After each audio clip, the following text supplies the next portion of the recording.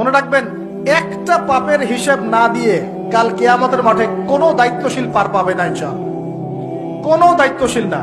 না এই যে আমি লেকচার দিচ্ছি না, আল্লাহ পাক আমাকেও দাঁড় করাবেন, দাঁড় করায় বলবেন তোমাকে আমি দিনের যে জ্ঞান দিয়েছিলাম সেই জ্ঞানের হক তুমি আদায় করেছো কিনা হিসাব দাও।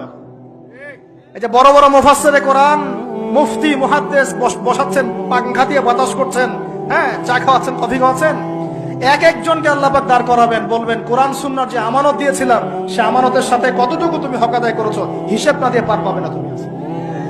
ফাইজলামি মনে করেছেন নাকি দিনকে? ঠিক একই ভাবে সমাজের, রাষ্ট্রের দায়িত্ব আল্লাহ পাক যাদেরকে দিয়েছেন এক একজন ব্যক্তিকে আল্লাহ পাক দাঁড় করাবেন, দাঁড় করা জিজ্ঞাসা করবেন কোন কোন জনগণের কোন কোন হক তুমি নষ্ট করেছো, কার কার হক দিয়েছো, কার কার দেও নাই, সবার সামনে হিসাব দাও, তারপর জন্ম হয়ে যেতে পারো।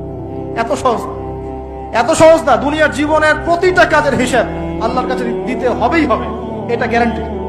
এই প্রতিটা মেয়েকে আল্লাহ জিজ্ঞাসা করবেন তোমাকে পর্দার বিধান দিয়েছিলাম, কেন পর্দা করো?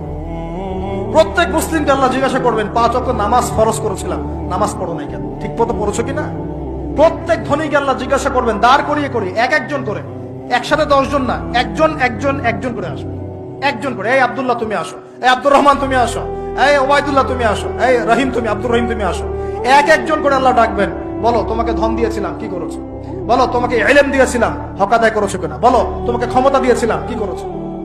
আমি জানি না আর কিভাবে ওয়াজ নসিহত করলে মানুষের কলিজার মধ্যে ঢুকতে পারে, আমার জানা নাই। আমি সহ প্রতি ব্যক্তি এই বিচারের সম্মুখীন হবেই হবে ইনশাআল্লাহ। আল্লাহ পাক আমাদের সবার জন্য বিচারটা সহজ করুন এবং এই কথাগুলো বুঝে আল্লাহকে ভয় করার তৌফিক দান। আমাদের আন্ডারে যারা আছে সবার হিসেব আমাকে দেওয়া লাগবেই। অতএব সমাজ থেকে দুর্নীতি বন্ধ করেন, পাচার হওয়া সব কালো টাকা সাদা করে নিয়ে আসেন, অপচয় কমান, দুর্নীতি কমান এবং